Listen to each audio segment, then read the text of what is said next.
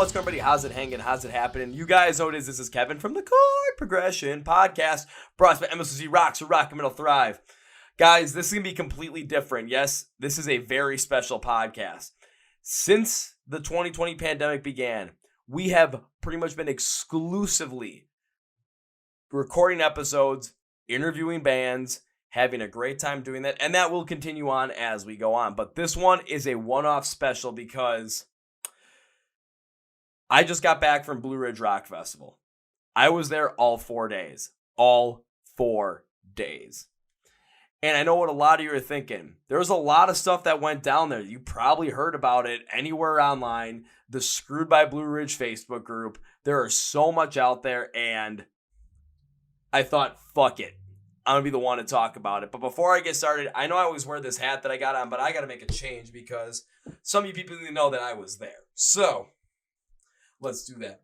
Why am I wearing a Vikings hat now? Because I wore a Vikings hat all 4 days of the festival. Yeah, so if you saw the guy wearing the Vikings hat at any point in time, that was me. Name's Kevin, from Milwaukee. If you remember me from the Piz, like Milwaukee or Vikings, yeah, that was me. So now we're aware. You guys know I was there. This podcast, I'm going to start about talking about, honestly, there were some good things that happened. I'm not going to lie. But then we're going to really get into it. So to start out, what actually went right at Blue Ridge Rock Fest, the fan-driven experience? I have 4 things only. 4 things. First one is the music itself, the bands that came to play. These bands have been on the shelf or had been just, finally getting going, finally starting to play shows since the pandemic started. So some of these, for a lot of these, this was their first show back. And they came out there and they played.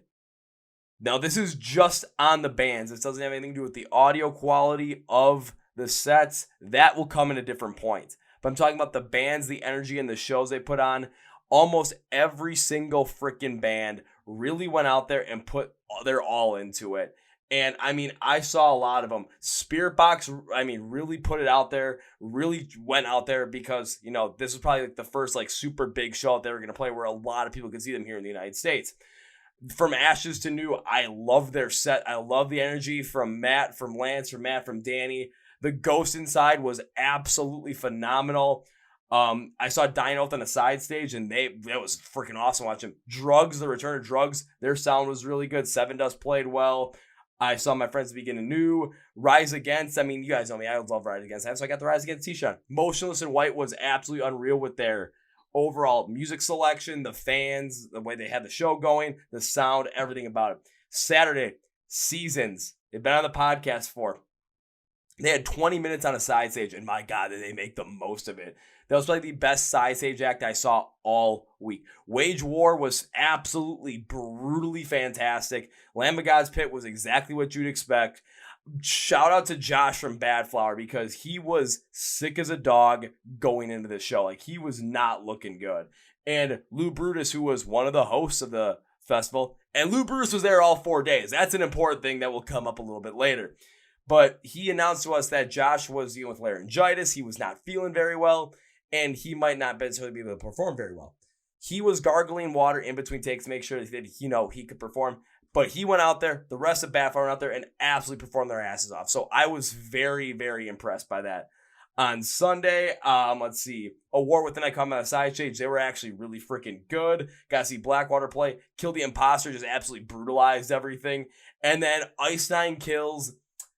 Man, you guys know I love Ice Nine Kills, and this is no exception. Ice Nine Kills went out and had a great fucking day out there. And Falling in Reverse, for me, exactly, to close out the show, the Ronnie's energy is absolutely undeniable, and it transformed the whole entire set. It was fantastic going to that. So when it came to the bands showing up, the bands came out to give it their all for the fans. That is absolutely what happened when it came to the bands performing themselves. Again, audio issues will be a little bit later. The other thing that went right was, I'm going to give it to the fans that attended these shows and the fans that were, coming to the festival. Now, when it comes to all the crap I'm going to be talking about later as the bad portion, The reason why a lot of people were able to stay and get through was because the community of fans was so helpful. Everyone was looking out for each other. Everyone was making sure that, if crowd surfers are falling down, they need help, get them a medic. If mosh pitters are getting hurt, get them a medic, that kind of stuff. One of my friends, his name's Jake, he was at the festival. We lost him on Sunday because he was going to go get food, and he just kind of hit the wall. He was like not doing very well.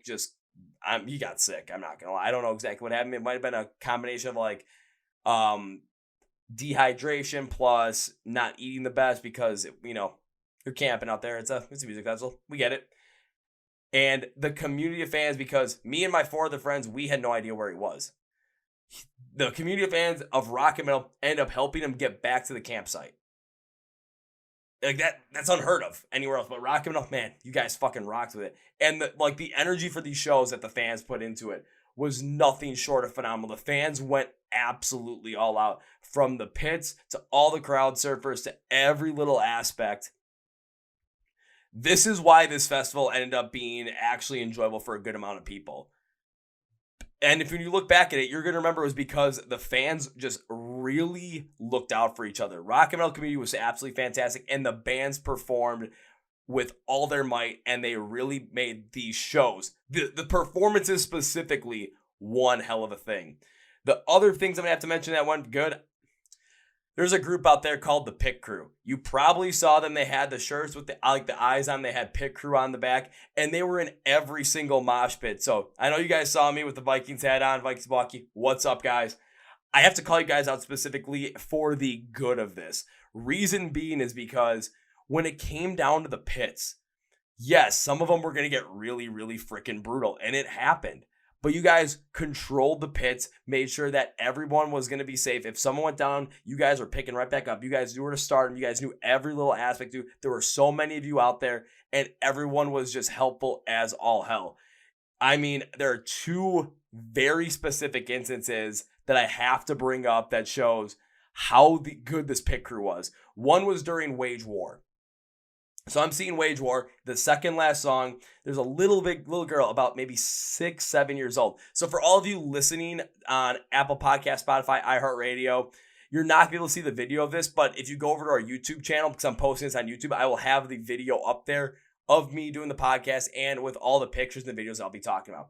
So this little girl that was in the pit, and like everyone kind of formed a circle around her, because you're not going to have, a couple 200-300 pound guys or, someone like myself go run into these girls. No. We don't want that. We don't want anyone to get freaking hurt like that.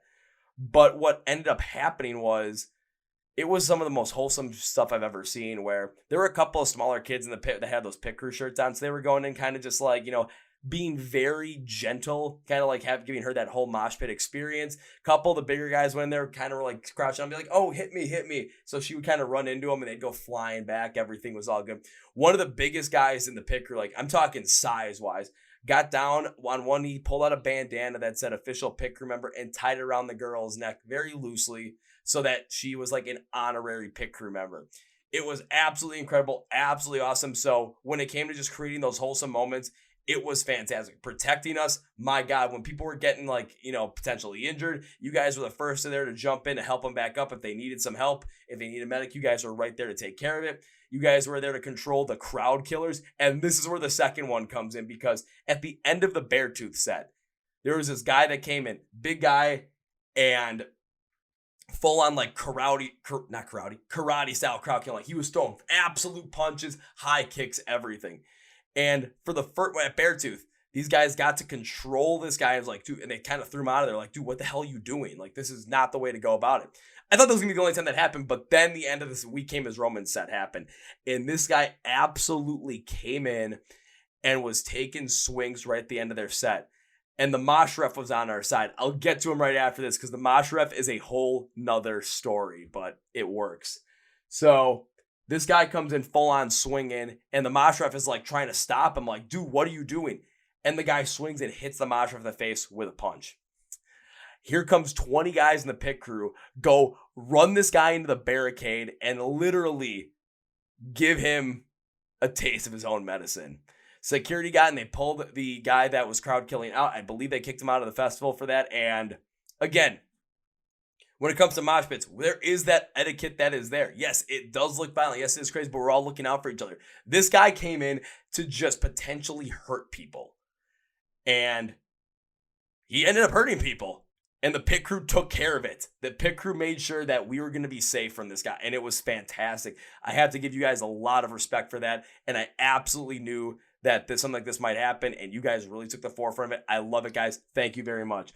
Now, the mosh ref, there's a guy, he was wearing like a striped ref shirt. He had face paint on with it, and he had a whistle. So he was a guy, like, if you're at a pit, he was kind of like the guy controlling the pit. It was absolutely incredible where, if someone was getting a little too rough or his car goes, like, he'd try and break it up and really help it control everything and make sure that everything was pit etiquette. So, you're going to have those people that are throwing punches. No, they're getting out of there. You're going to have people that, are doing like the, kind of like the, what's the best way to put it? Just basically going at it with each other, like constantly doing the shoulder checking, like making sure that they didn't get too wild with it, because I did that a couple of times. It was fun. But his big thing, I remember, was the motionless and white set. It was hard to see, man. I mean, all the strobe lights, it was dark, and there were so many crowd surfers coming over the pit. He was whistling, pointing out, so everyone got the attention where the crowd surfers were coming towards the pit so these people wouldn't fall. I mean, you got to be kidding me. That is one of the best moments that you could possibly think of. It was just really wholesome in a moment, but it was somewhere that pit crew really looked out for everyone. I also want to give a shout out to the Hounds of Hell as well, because I know they were there. Shout out to Mr. Julian Purnell, aka Head Metal Joker on Instagram. What's up, Julian? His group that he was with, called the Hounds of Hell, were also in the pits as well. And while they weren't as prominent as the pit crew, they were also there helping people out, because during Ice Nine Kill Set, I took a cheap shot to the back and I got the wind knocked out of me. And Julian and I think it was the guy that ends up leading the Hounds of Hell, they grabbed me and they pulled me out and they were like, "Are you good?" And I couldn't speak because I had no air in me. Like, I know I got the wind knocked out of me, so I'm like, "Just give me a minute." And they're like calling for me, like, no. Just got the wind knocked out of me. Give me a minute. They gave me water. They told me to stay back for a couple minutes just to kind of get going. Stabbing in the dark started. And I knew I was going to go back in for the breakdown. But I'm like, okay, I got 3 minutes to relax and like calmly drink this can of water. We're going to be good. We're going to be set. And they took care of all of us. So pit crew guys, Hounds of Hell, Mosh Ref.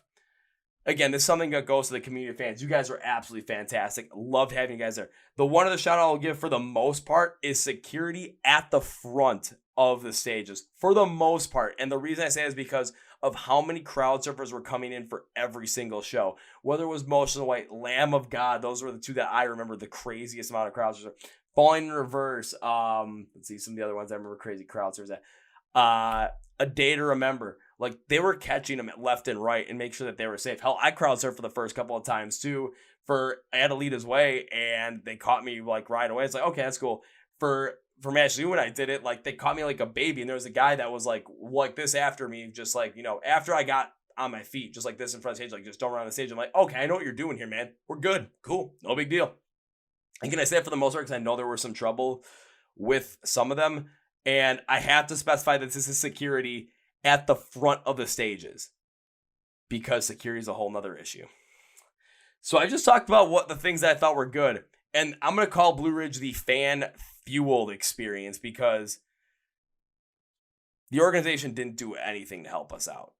The bands performed, the fans looked out for each other, and the fans took care of each other. The fans fueled anybody that had a good experience. I went in the Screwed by Blue Ridge fan page when I was right about to make this video, because I wanted to write out a list of things I wanted to talk about, both good and bad. And good, I put my 4 things there, and I didn't see anybody jumping on, okay, you're right, you're wrong on the good. On the bad stuff, though, I had a nice long list, and I had people add on to it because there were some certain things I missed. So what went wrong? What went absolutely unequivocally wrong and needs to be addressed, needs to be called out, and the organization that puts together Blue Ridge Rock Fest needs to be held accountable for this stuff. And I mean, needs to be held accountable for this stuff. I'm going to start out with the thing that I got impacted by the most, which is the camping experience. On-site camping, off-site camping, whatever it might have been. Now, for me, me and my group, we were supposed to be in on-site camping. So that means you're camping on site at the venue. Okay? Understandable? You got that? So they also tell us that you can get there on Wednesday. If you are in line, if you're waiting traffic in line to get in by 8 p.m. Eastern time on Wednesday, that you will be admitted. Fine, fair. I get it. My friends and I, we had been driving from Milwaukee since 2 a.m. We had gotten there and gotten in line just before 7 p.m. Eastern time. So we're over an hour early. Yes, we understand that there's going to be traffic. It was the same thing at Rockfest when I went. But at Rockfest, my friends were already in there because they got there early. When I got there, I had to wait about a half hour to get into the side lot. Plus, it was raining horrendously that day. And it took about a half hour. Not bad. So we're waiting. And we're waiting. And I go on the Blue Ridge fan zone page to check out what's going on. And it did not start out good when it came to camping. People were talking about how they were not in the right campsites. How people that were getting on-site camping were being sent to off-site camping over 3.5, 4 miles away. Then they paid for on-site camping. People who brought their mobile homes, their RVs, their campers, who paid for electrical hookups, were not receiving them.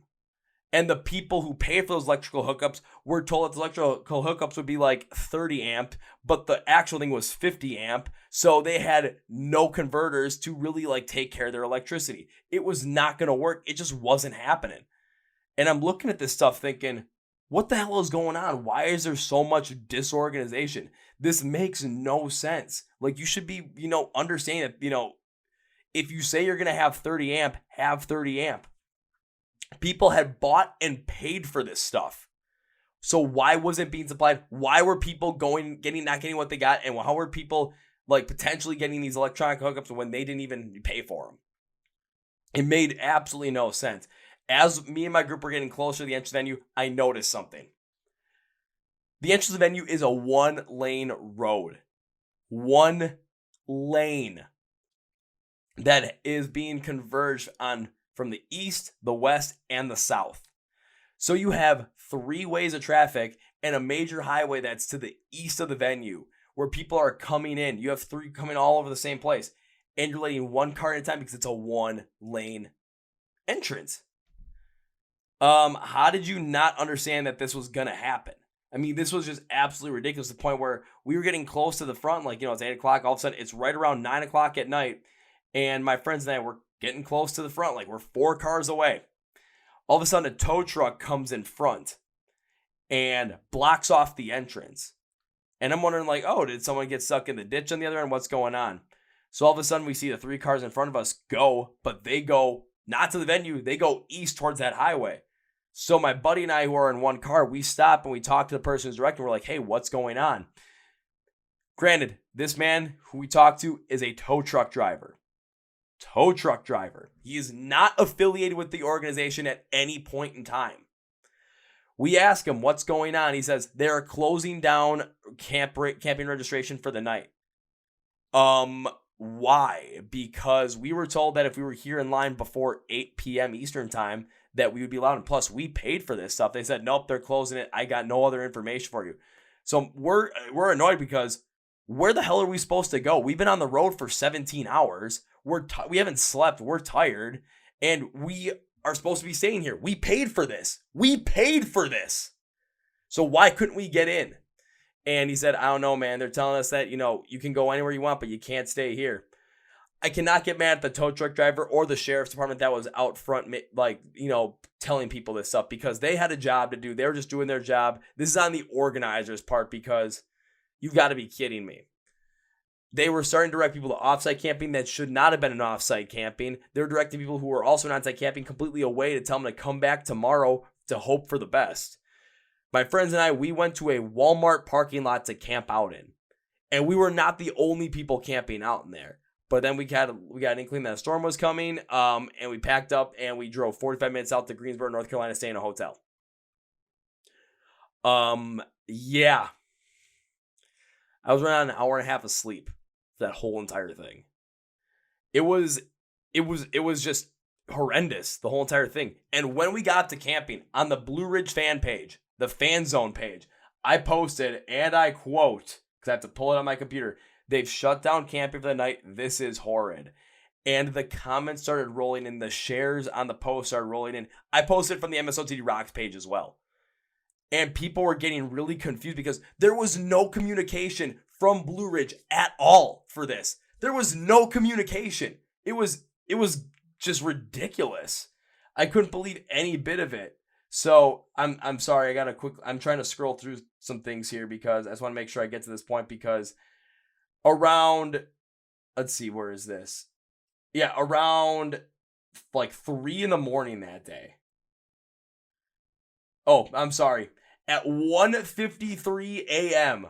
on Thursday, September 9th. It's 1:53 in the morning. Many people are asleep and in bed. Blue Ridge Rock Festival finally posts an update on their page, on their Facebook page. And they said in Ford Festival, as you experienced, camping check-in had quite a few challenges today. Well, duh. Blue Ridge was built on transparency, so I like to shed some light on the situation from all the intel. Alrighty, transparency. This is the only announcement we had pretty much all of the festival. And it was at 1:53 in the morning on Thursday, September 9th. This is the first rumor. It's absolutely savory. 80% of campers checked in today. No, there was not 80% of campers checking in because there were clearly 3,000 cars waiting to get in. It was in freaking insane. And we knew many of you longtime fans were itching to get in, but the statistics far exceed our intel-based expectations. That being said, the number is great news for traffic moving forward. Oh, lordy, let me tell you what happened Thursday then. I'll tell you in a bit. As we now eclipse the lion's share of the wait times. No, we didn't. Oh, without you missing any of the music. Nope. After consulting with local and law enforcement agencies, the number one driving reason behind the camping ticket check-in delays and issues centered around will call pickup. Okay, now they're starting to blame E-Tix for this stuff because E-Tix had not sent out the tickets, but Bud, why are you having will call pickup tickets so far in because of how long it's like? It was like a half-mile drive just to get from that part, or even maybe a mile, just to get from that intersection to the entrance fest where you guys had the will call set up. Why didn't you have the will call set up right up front? Because my buddy could not get his ticket or his wristband until will call came in. It was just insane. It's like, has been long documented at this point due to fulfillment delivery issues the third-party ticketing company experienced this year. We have a sky-high number of individuals still needing to acquire their wristbands. As a result, our box office today experienced a high traffic. Thankfully, with the help of E-Tix CEO and president on site with us, everything went exceptionally well on that front. No, it didn't. It did not. That was a straight-up lie. Let's see, what else do we have here? Number 2, RV hookups. We've been informed that the company directing this portion failed to have 30 amp hookups for you all, only 50. We are writing that out of our pocket and are in the process of having 30 amp adapters that we now purchased brought to the site for you to have for free. If you paid for RV hookup site and were incorrectly placed, our team is coming around the grounds in the morning to correct that. That never got corrected. We saw on the Screwed by Blue Ridge fan page that many people, and on the fan zone page, that many people had not been relocated or moved. Festival entry. We have acquired a touchless screening security system for entry and festival gates. It was done direct effort to protect the fans and greatly reduce entry wait times due to the automated expediency of this system. Oh, wait till we get to the security portion of this because that's a straight up lie. Let's see. Schedule. Unfortunately, Chelsea Grin. Yes, there were a good number of bands that dropped out of this, and that's another issue that we'll get to in a little bit. Note, camping check-in will resume at 8 a.m. as advertised for our daily parkers. Parking lots open at 10 a.m. as advertised. Shuttle buses begin running from your daily parking lot to the festival gates at this time. Yeah, that's a joke right there. And then there's a couple other things as well. That was the last we heard from CEO Jonathan Slye throughout the whole entire festival. That was the last we heard from him. Was at 1:53 in the morning when everyone else is in bed. Jonathan, you got some explaining to do, and you're not done yet. You're not done yet. Because Thursday comes around. My friends and I, we leave Greensboro, we come for camping, and we're waiting in line. I would say we got there around 10:30. We're waiting in line. Okay, we're waiting. My friend who had will call tickets, him and one of the girls were with, they went up to go get will call because he wanted to see Spirit Box. That was the reason why he came. So we're going to be like, okay, you go see Spirit Box, no big deal. That happens. Then my other friend goes up to the front to ask what's going on and why it's taking so long. Like, oh, what's going on for on-site camping? They said that if we had on-site camping, we could camp on-site. Great. Couldn't bring our car in, though.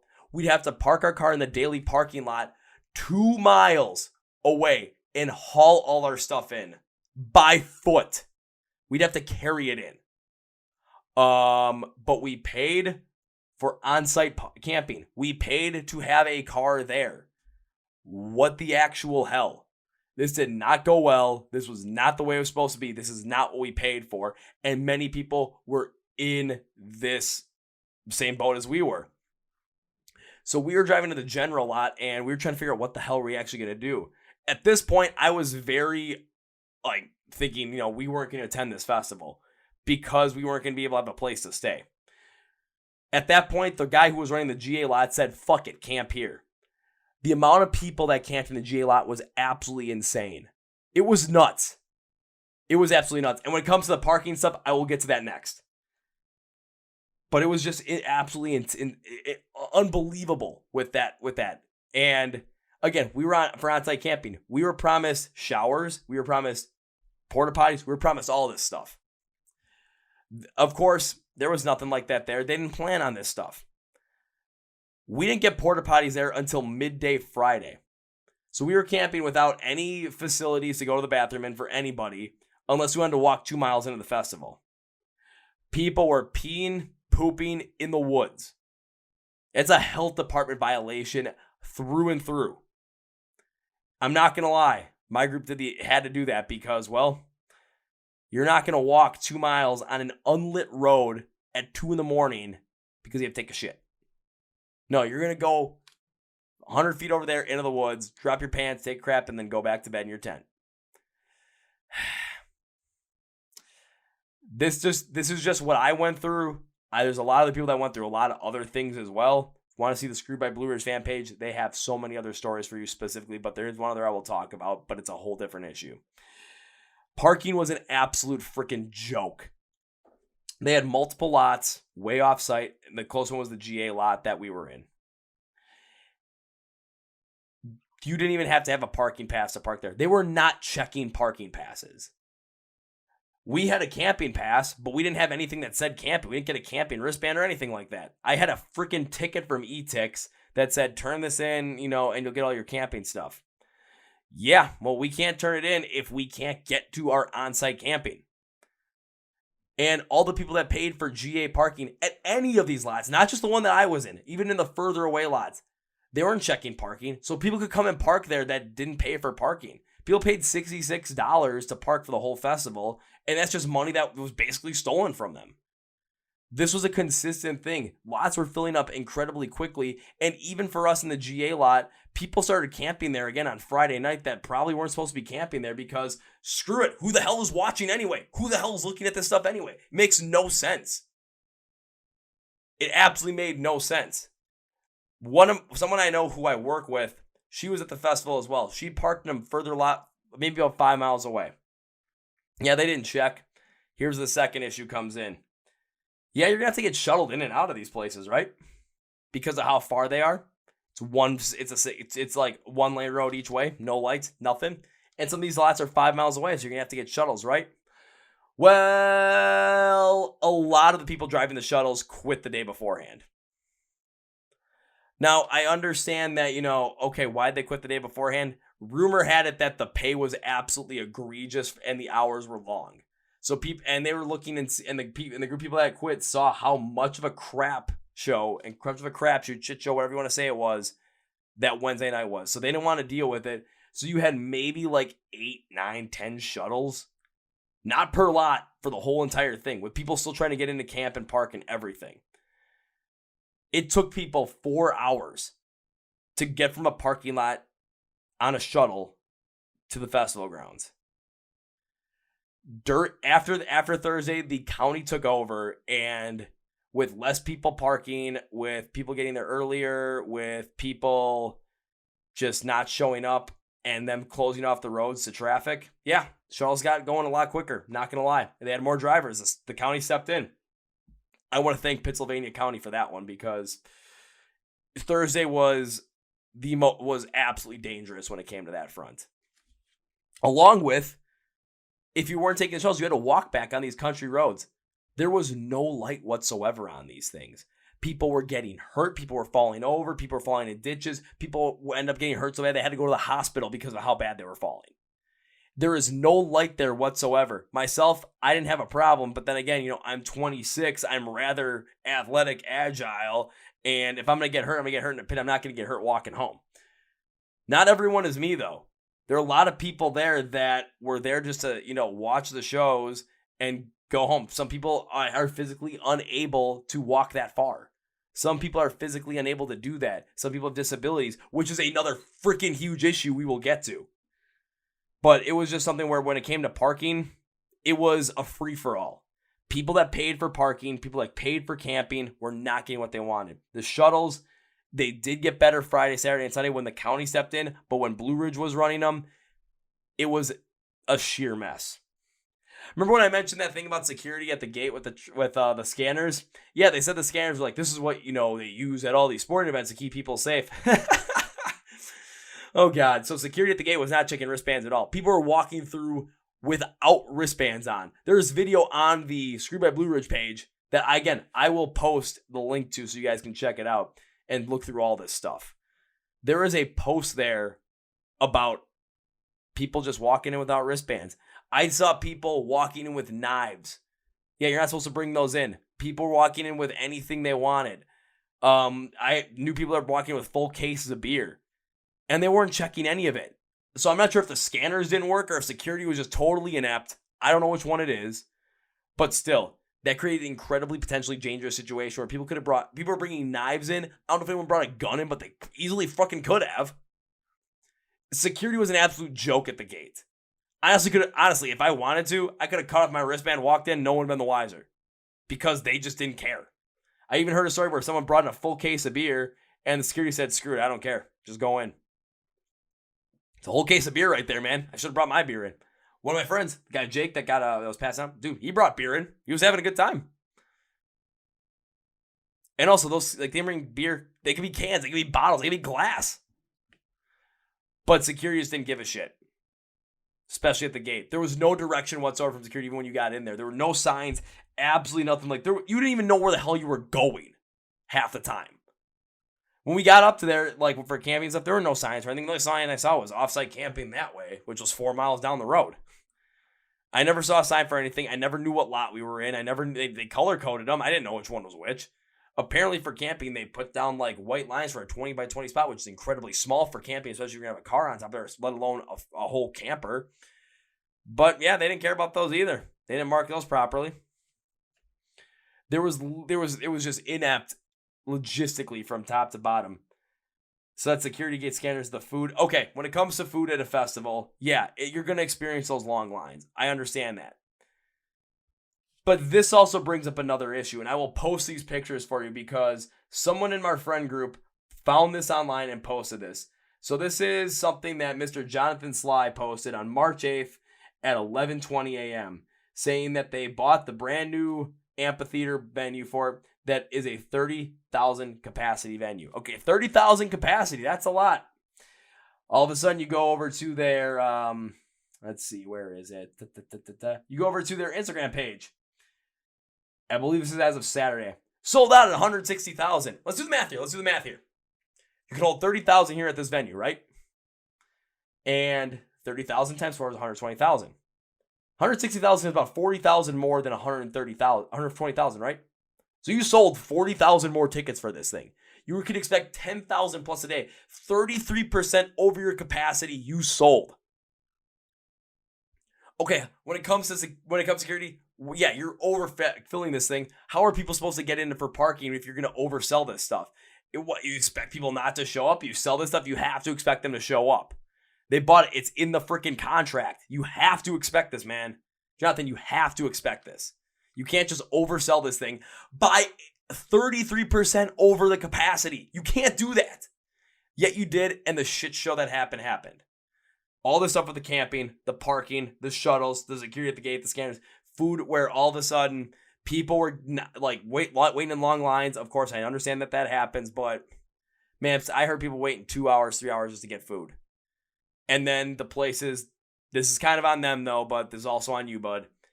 They're running out of food consistently. And there's a problem when you have a 30,000 capacity venue that you're expecting 40,000 for per day, and you're saying, oh yeah, it's 30,000. No, it's 40,000. That's 10,000 more people you potentially have to fucking feed, man. You gotta let these vendors know. I will give a little bit to the flack to the vendors because you can kind of do the math yourself, but I mean the direction of the festival was was like nothing. Alrighty, Golden Circle and the VIP stuff. I will admit, I was a GA person. I only got general admission. So for those of you that don't know, the Golden Circle got these different wristbands, and they had these pens on both sides of the soundstage, because there's an aisle going down the soundstage, and you had pens on the left and the right. And they were rather large, I'm not going to lie. And they were meant for only VIP people that bought VIP and the Golden Circle passes. Yeah. Whoever bought the Golden Circle passes, this was a complete and utter ripoff. And let me tell you why. Now, again, I'm going to be completely frank with you. Again, I was one of those GA people that, I wanted to be in that area because, well, I didn't know that the Golden Circle thing was a thing, but I would be the ones, walk in, jump the fences, whatever it might be. But, I understand your frustration there. I'm not going to lie. I understand your frustration. But here's where you guys got screwed, and in turn, we got screwed as well. But again, I got to take a look at the festival organizers for the Golden Circle thing, because you had two incredibly large pens right in front of the stage on both sides of the soundstage from left to right, and it's all the way up front. I remember when Rise Against played, you had about maybe 200 people on the left side. These pens could probably hold anywhere between you could get 1,000 people in there, so the mosh pits are going. Everything's, hunky-dory. But when a band is playing and there's only 200 of you in this large area and it's wide open, everyone's around the side, what's the artist going to think? They're going to be freaking pissed.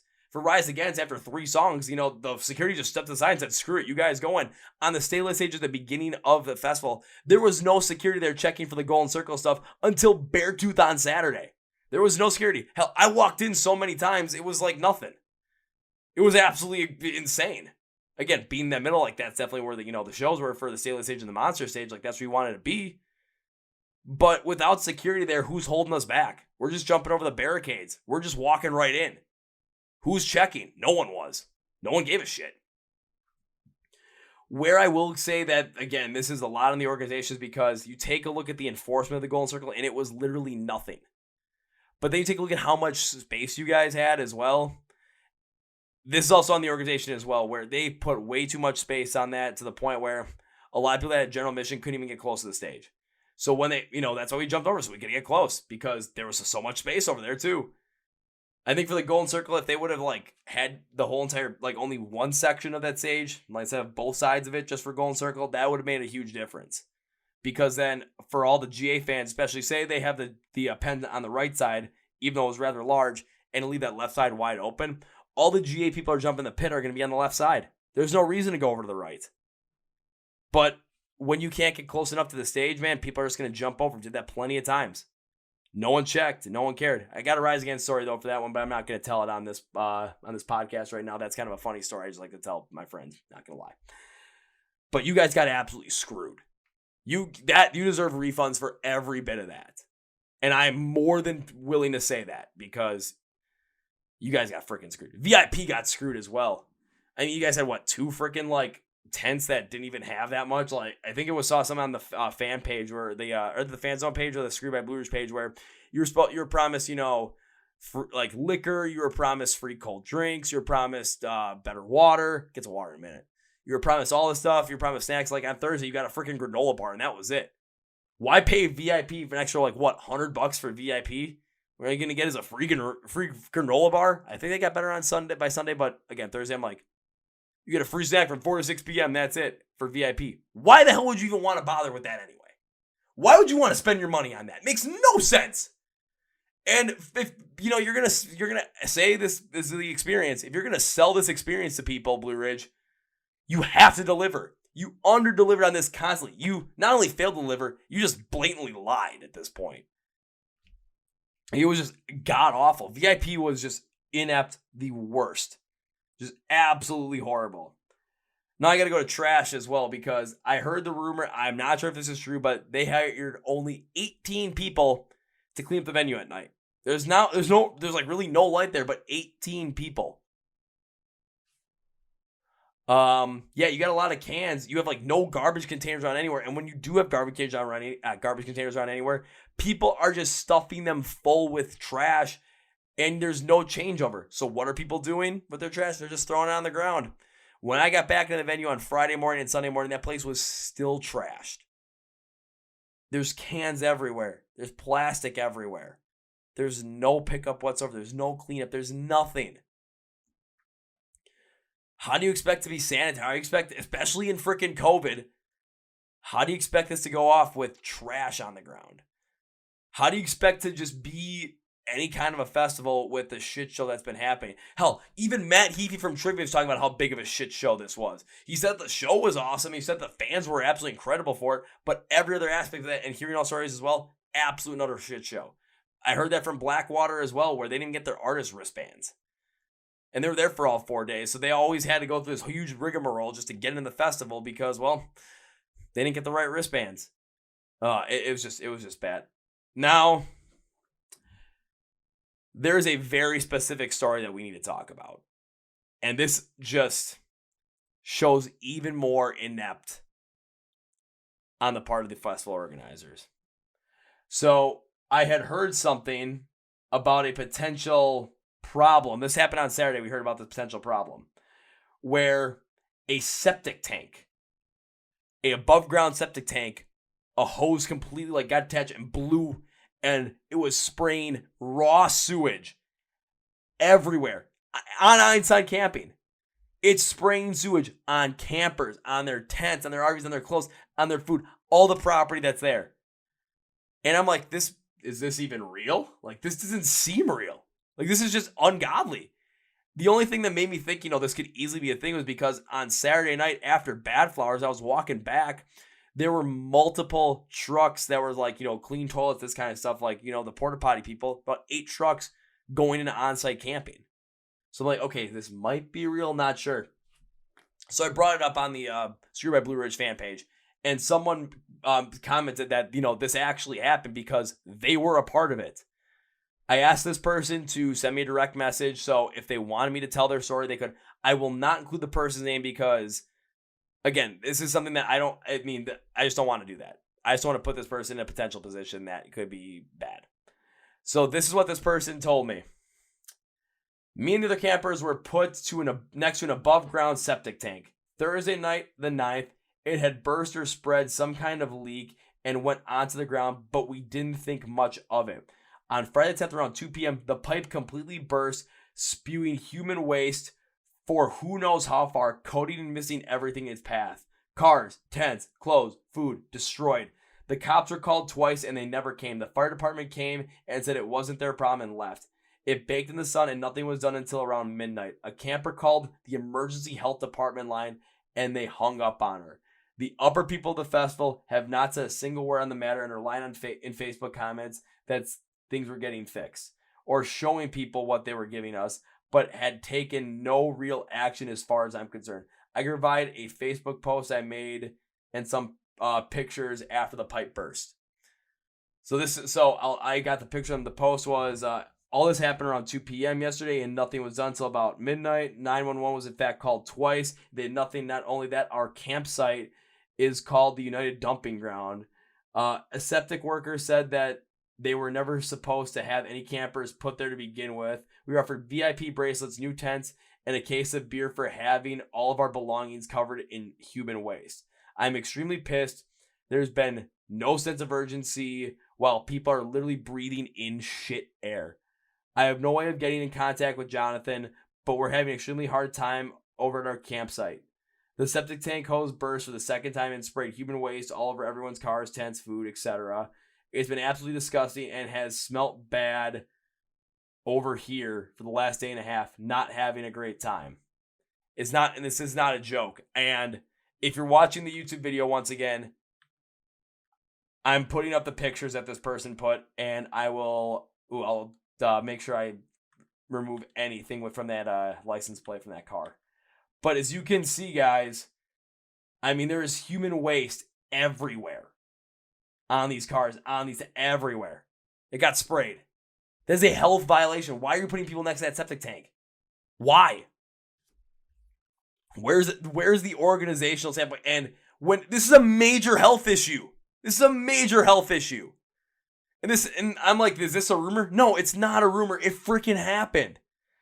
So Jonathan Slye, what the actual hell? Why did you not address this?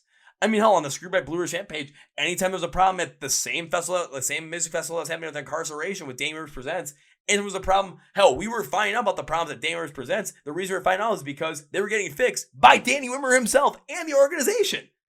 They were being transparent as shit. Like, even I'll bring up porta potties for them. They were tolling porta potties from the back to the front because the front was getting so like bogged down with so many people. They're like, okay, we'll move more to the front and we'll order more so we get the back. But they told you about it. And there are all these other issues with potential parking. They're like, there's some things we can't fix because there's construction going on. So next year better. However, we're still trying to find different ways to make parking better for you guys. That was Incarceration. That was not Blue Ridge. Blue Ridge didn't give a shit. Blue Ridge just said, meh. And there were radio sound throughout the whole entire thing, which again, I'll get to in a little bit. But the septic tank blowing and people getting covered in shit. And the thing that pisses me off the most now going through that, I got to look at that post again, guys. I got to pull it up. Where was it? We were offered VIP bracelets. VIP bracelets? VIP was absolute shit. That's not like worth anything. New tents? Well, yeah. You destroyed people's belongings. You should basically, anything that got completely ruined by raw sewage, Blue Ridge should be replacing. Not just the tents. And a case of beer. A case of beer is not worth having shit sprayed on you and not being able to shower for 4 fucking days. Because the showers weren't working for a long time. And when they finally got water, it was like a 3-hour wait because you had to pay $10 to shower. Even go to the water issue too. They had 2 water refill stations, and the one by the URW stage, they didn't even have the electrical hookup for that thing until Saturday. So for Thursday and Friday, you were filling up from a freaking hose. Don't get me wrong though. I mean, I use that hose a shit ton filling up my water bottle. But, I grew up, 2000, 2001. We were always my friend's backyard. Every time we were done playing basketball, it's like, okay, break in the game, get a drink, go through the hose. But again, that for a venue, that's a health issue, man. That is a freaking health issue. There are health issues all over the place, including dust. Now, again, I understand that, we're at an outdoor venue. There's a lot of dust being kicked up in the air. It's gonna happen. It's gonna happen, my guys.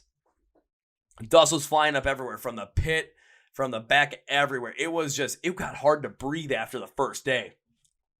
Day 3, I thought I was gonna have to tap out in the Lamb of God pit because I just couldn't breathe through the dust. Day 4, I wore a face mask. I'm like, I can't do this. But after that face mask got wet, that wasn't any help because it made it even worse. I thought that I was going to be able to pass this off, but when I put in that post about the Blue Ridge, Screw to Blue Ridge, like, okay, the dust is an issue, but you can't really help out that. Apparently there is a way, and some other festivals done this, including Dameron Presents, where they will go through the grounds and they're not going to put water all over them, like the hose or something, because they're going to have a mud fest. They end up putting misting water on them, so the dust wasn't as bad. You have to understand that there's dust that's going to happen, but other festivals have taken steps to make sure that the dust wasn't as prevalent of an issue. Blue Ridge apparently had not done this until the last day on the main stage at 5 p.m. I did not witness this, so I cannot confirm this, but people have commented this and saying that this was the case. If that is the case, guys, for the organizers of Blue Ridge, how ignorant can you be? You saw how much dust was up there. You saw this. You had the equipment to do something about it. And you didn't do anything about it until the last day. And on one stage, where Killswitch Engage and Shine Now were going to play. You didn't do it over at URW. You didn't do it at Liquid Death. You didn't do it at Stay Lit or any of the 2 smaller stages. You guys knew about this. You guys had the equipment to do this. This does not speak. If this is true, this does not speak to just, we didn't know. No, this is damn ignorance right here. Let's see what else we have here. Oh boy, we're gonna go to the merch tent. This is a little bit more of just whatever, kind of a throw-in, but they had one merch tent for the whole entire festival. You had one side of the tent that was for the Blue Ridge stuff. The other side of the tent was for the bands that were more the major bands. One tent, 40,000 people. Really? You want to know how long those lines were? I mean, people were waiting to get shirts for 2-3 hours, man.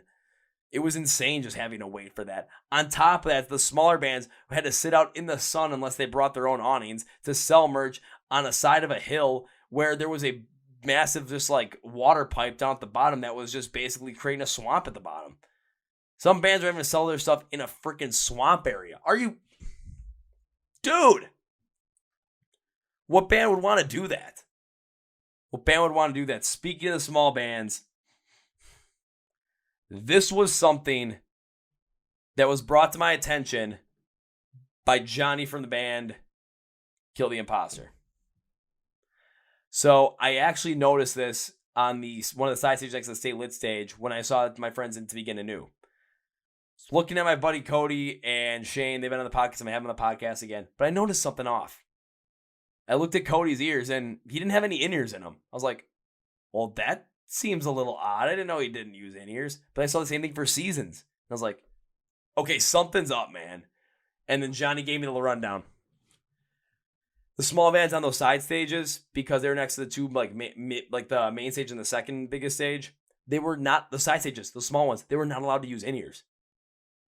And the reason they said was because that the frequencies were messing with the audio quality of those bigger stages. They were messing up frequencies and whatnot, getting scratchy, and it's like they were on completely different networks, man.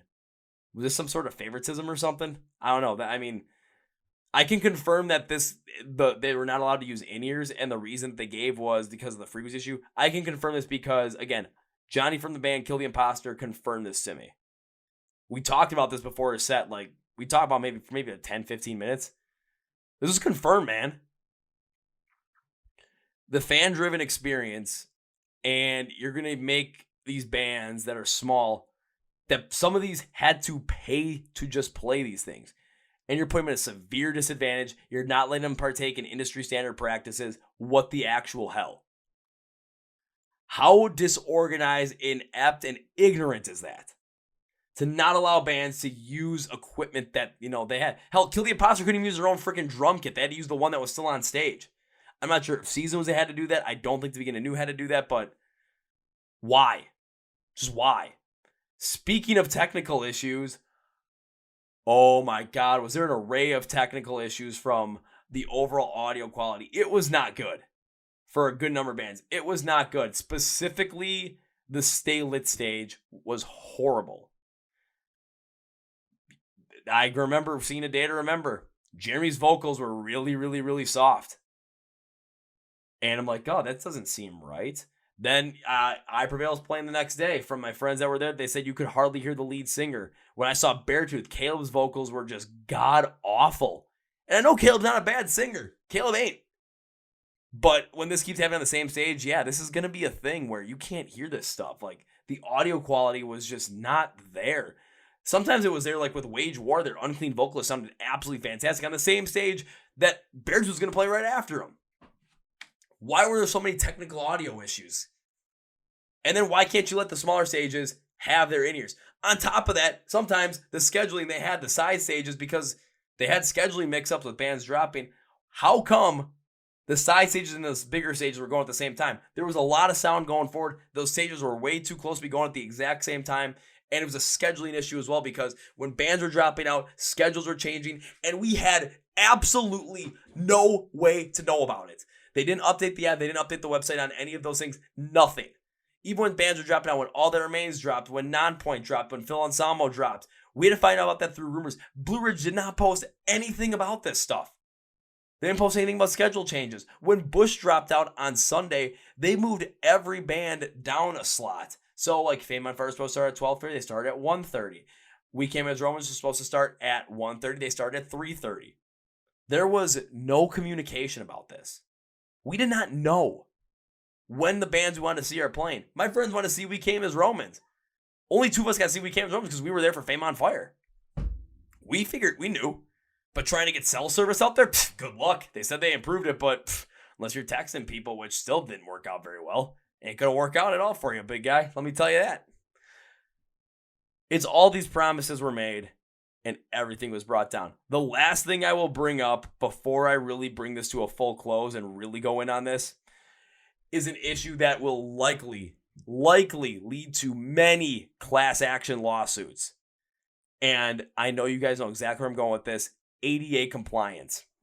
The venue said that they were ADA compliant with Americans with Disabilities Act. They said they were compliant with this, and it was an absolute shit show. There was no compliance whatsoever. With the shuttles, again, people were walking, rolling their wheelchairs 3-4 miles to get places. There was you got into the venue. There was barely any, if none, for ADA people. There was nothing for wheelchairs, nothing for people that had disabilities, nothing. People had to walk back in the dark on a country road with no light, with ditches all across the side, with holes everywhere, and wheelchairs, crutches. I don't even think I can say all the ADA rules they've freaking violated. If you go on that Screwed by Blue Ridge fan page, just take a look. I mean, you'll see a lot of different things when it comes to ADA compliance, or people are complaining about that. And it is a real thing. Like, these people that are complaining about this stuff, they really meant it. Like, absolutely meant it. It was really bad. Just absolutely horrid. I don't understand anything about it, man. I really don't. You say you're gonna help. You're gonna have to follow the law on this. It's a law. You're promising this stuff, and people couldn't get through with their wheelchairs because it's all dirt roads. And even further down, like, all of a sudden there's trash down there. There's some loose water falling all over the place. They're stuck. They can't go anywhere. There's no help for shuttles to take them around. I mean, when the shuttles, you could sometimes get the shuttles from to and from the venue, but that was it. Get inside, like, the amount of golf carts they had to help take 88 people around that needed it, barely any. It was just, honestly, in my opinion, one of the absolute worst things that you could imagine. It was, I don't know how to say it, man, but I feel so bad for those 88 people. They deserve so much more. There was no place for them to even, like, there's no special section for them to be able to watch a show where they weren't going to get trampled on potentially, where they weren't going to potentially get hurt. Again, they had to walk 2+ miles at times just to get to their cars because there were no shuttles on Thursday. Because of how long. On top of that, say they were parked in even further lots. Sometimes they had to walk to the lot that I was at just to get the shuttles that were there on Saturday and Sunday. They weren't at the front of the venue, no. All the shuttles were outside the venue. So you had to walk a mile from the gates to that intersection just to get on buses to go to the parking lot that I was at, or to offsite camping. Then if you walk to the parking lot that I was at, that's where 2 other buses would be to take you to 2 separate parking lots. Why? Just everything when it comes to ADA compliance, this was an absolute and utter shit show. Now to bring this all to a head. Who's to blame? Is it the bands? I'm not going to blame the bands for any of this stuff, really, because, well, they came and they performed. That's what they had to do. They had to deal with some issues with the technical side of things, but they played their hearts out because they wanted live music back just as much as we did. And the fans showed it. It's certainly not the fans' freaking fault. We were promised so many things, and we did not get them. We paid for these things. We paid for these experiences. We paid for these amenities, and we did not get them. We paid to feel secure at this venue. We paid so that we could ensure that people weren't bringing in knives or weapons or anything of that sort. That didn't happen. People were bringing in knives all the time. We paid for all this stuff. We were in a contract to have all this stuff supplied to us, given the price that we paid for these tickets. Is it E-Tick's fault? Maybe getting the tickets out there, but not really. For all this stuff, for all this crap, not really. You know whose fault it is? It's the people who put on Blue Ridge Rock Festival. It's the organizers, and specifically Jonathan Slye. It's that freaking Slye devil. Had to say that because, well, play on words. Why not? Jonathan Slye went radio silent from the point of, alrighty, here's the update on Thursday morning at 1:53 a.m. all the way until the end of the festival when he posted that, we're coming back next year. Yeah. Dude, what about the camping issue? What about the parking issue, the shuttles, the security, the scanners that didn't work, the food, the golden circle shit, the VIP stuff, the septic tank blowing, the dust, the stuff that had bands that had the problem with the in-ears, the technical stuff, the merch, the scheduling communication that we never got on different aspects, and the ADA compliance. How come there was no transparency on this stuff? How come for your big festival, for your baby, for the thing that you were promoting so much and telling that this was going to be the greatest thing ever, the fan-driven experience, how come you cowered away? How come you and the rest of the organization hid away while even on that Blue Ridge fan zone page, after Thursday, you couldn't post freely on there anymore. They were deleting comments. They were deleting all negative posts. It was only positivity on there. And it's like, well, you can tell by that there was not all positivity because someone created a Screwed by Blue Ridge fan page. And as I'm recording this, because I'm recording this day before I'm releasing it, as I'm recording it, 8.2 thousand members. It's only been going up. It's only been increasing. It's a bunch of shit. The biggest issue we have is the fact that we were promised all that. We were promised this stuff as a fan-driven experience. We did not get that, and when the complaints rolled in, you hid away and then blamed everybody else. You never took accountability for any of this. You never took accountability for how bad camping got screwed up and how people that were supposed to be parking on site were either parking off site or not anywhere at all, or parking the GA lot with no showers that you guys promised, no porta potties whatsoever, no trash cans, nothing. We were shitting in the freaking woods. You promised better part. You promised shuttle buses. You promised all this stuff. I know people that didn't come back because of the shuttle issue, because they didn't want to wait 4 hours to get from the venue to their cars, because they already did that once. It is unacceptable. Oh, but people quit. Well, why didn't you pay them more, dude? Why didn't you make this thing work? Why didn't you actually analyze the fact that you had a one-lane road into this? Why didn't you understand that everyone's going to be coming in on Wednesday? Why didn't you understand that traffic's going to be an absolute nightmare? So why didn't you address that issue? And then why didn't you say anything about it instead of just telling people, oh, here are the directions? That doesn't help us out at all because, hell, people don't even know where these lots are. Hell, I didn't even know where the GA lot was until they told us to go there. And I'm like, where is it? People didn't know. And I just turned around and all of a sudden I hope to find it, and we found it. We had no idea where we were going. We're not from around the area. There's not that many people that were from around that area that have attended that festival. There were some. The locals were fantastic because the locals actually helped out. Hell, when you turned us away, when you said that, no more camping because we're just shutting it down for the night, when you guys turned us away, you didn't give us any direction. The locals, when I posted that online, when I posted and said that, they shut down camping, people were telling us where to go to offer us, hey, if you want to camp out in our backyard, please let us know because you guys can come and camp out here. Because they knew what was going on. They knew what was going on. You have a lot to explain about that when it comes to camping, park shells, and your radio sound. The security. How are people getting in with knives? I mean, freaking hell, Steve-O got a knife from a guy. That's another thing. Steve-O was supposed to host this thing. He only showed up to cut himself before Ice Night Kill Set and crowd surf. What a joke. Lou Bruce was there the whole time. He was doing the same thing he did at Rockfest, just not interviewing the bands beforehand though, but he was introducing bands. I gotta give Lou Bruce credit for that one. But Steve-O, was there all 4 days, only showed up for like 10 minutes for Ice Night Kill Set. That was it.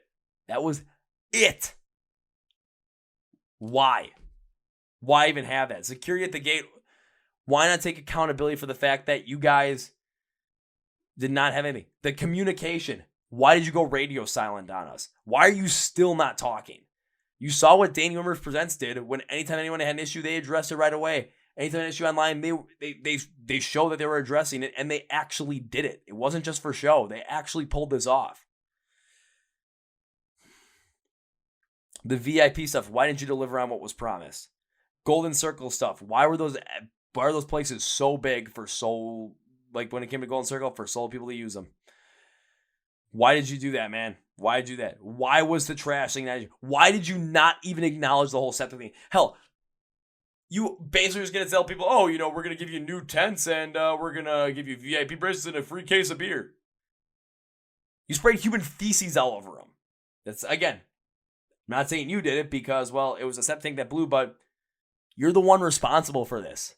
So I can say that. You were the one responsible for making sure that when people were at the venue, that they got the experience that they paid for, that they were going to be safe and away from harm. And you had security that was letting everything in, and camping where anything could have happened, and septic tanks that blew. You want to know why nothing did happen, though? Wasn't because of you, my guy. Wasn't because of you, Mr. Slye. Want to know why things didn't go wrong? Because the rock and metal community looks out for each other. You think we're going to look out for you when you put us in this situation? What are you going to do? Get ready for them class action lawsuits, bud, because your ADA compliance was shit. It's going to happen. Smaller bands. Why'd you fuck with them? Why won't you let them use in-ears? Why won't you let them actually perform the show they were meant to perform? Why are you putting them in a handicap because, the bigger stage is having audio issues? Bigger stage always had audio issues, man. They're messing up with the signals. They're on different networks, different frequencies. It's not gonna be. It shouldn't be a problem. You playing favoritism there, my guy? There a problem there? There's so much that went wrong from an organizational standpoint, a logistics standpoint. Again, from the camping fiasco, the parking, the shuttles, the security at the gate, those scanners that I don't even know if they worked or not, but something didn't work between those two.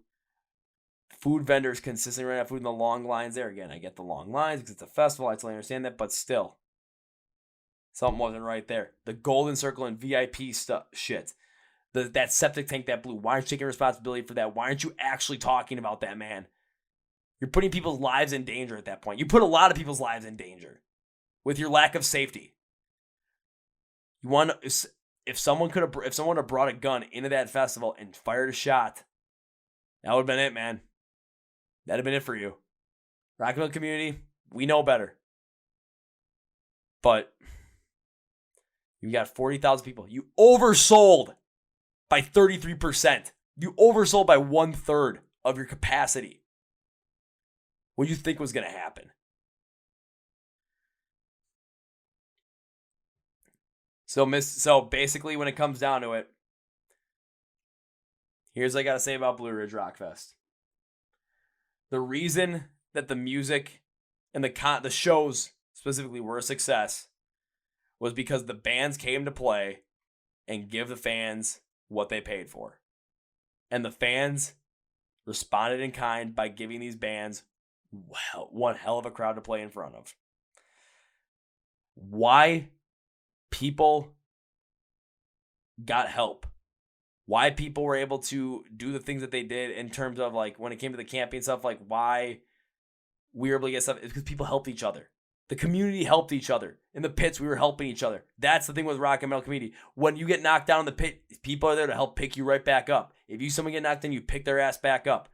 It was pit mentality out there, where everyone was looking out for each other. And I'm thankful for that. That the rock and metal community did that. That's what went right. You show that this was not a fan-driven experience. You showed the fans fueled their own experience. Because of your ineptness.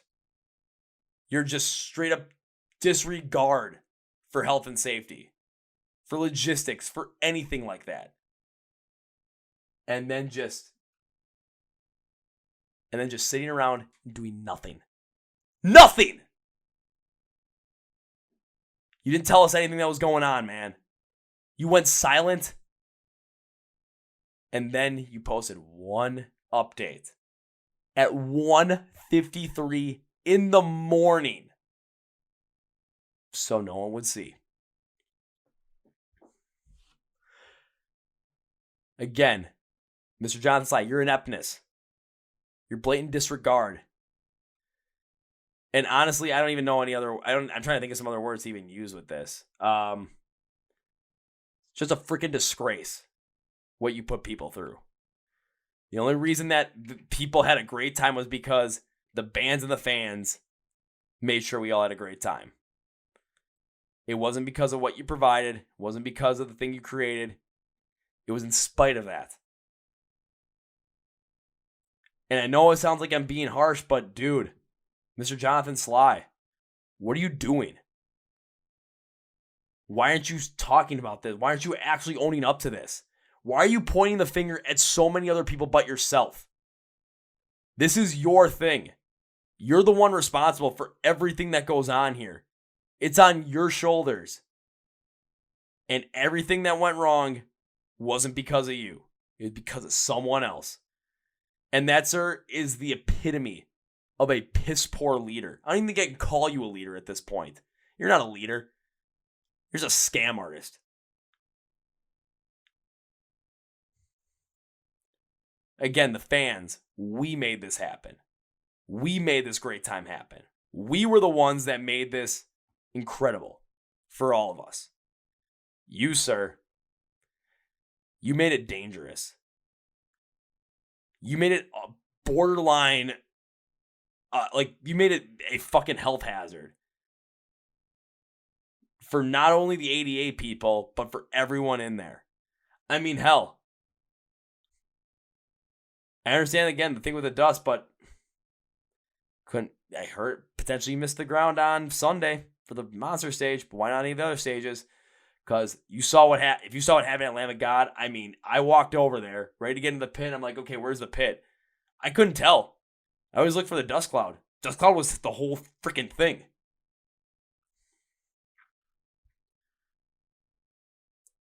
You people paid for this stuff. And you failed to deliver. And you blamed everybody else. And you never talked about it. And all you mentioned was, we're coming back next year. And Pennsylvania County, let's read the statement from Pennsylvania County, because it is, Pennsylvania County staff and many others regulating agencies work tirelessly with purpose-driven events over the past several months to review plans for Blue Ridge Rock Fest, which was attended by approximately 33,000 fans daily. Okay, so even you oversold, but you still are 3,000 over capacity. When in excess of 20,000 campers arrived during a very short time frame on Wednesday, event promoters, on-site camping, traffic vendors were overwhelmed. At the request of purpose-driven events, Pennsylvania County assumed control of all operations outside the event gates, including transportation services beginning 10 a.m. on Friday. That's why the buses got better. Because you weren't a part of it anymore. You weren't running this shit. Someone else had to do it for you because you were inadequate to do it. Thanks to the tireless work of hundreds of Pennsylvania County Sheriff's Office officers, the state police, Pennsylvania County Public Safety, Virginia Department of Transportation, and members of the county's volunteer fire and rescue agencies, the event proceeded without major incidents. Yeah, the county helped. The fans really helped. You didn't. This is what gets me. While the numbers will not be in for another week, the food and beverage tax Pennsylvania County received should be in excess of $100,000. The Blue Ridge Rock Festival undoubtedly had a positive economic impact on not just Pennsylvania County, but businesses within Pennsylvania County, but the entire region.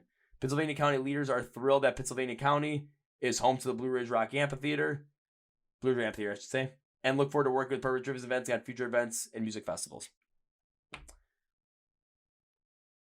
You got a lot to fix, dude. The reason they're letting you go is because money. You're not going to have much money more if these freaking class action lawsuits come your way.